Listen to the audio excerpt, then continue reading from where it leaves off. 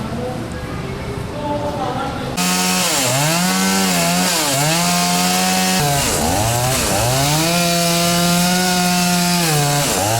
bawa ke TPA.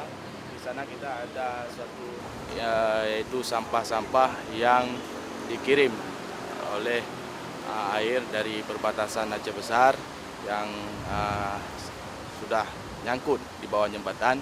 Ini sangat fatal, akibatnya bisa jembatan kita ini bisa ambruk lama-lama.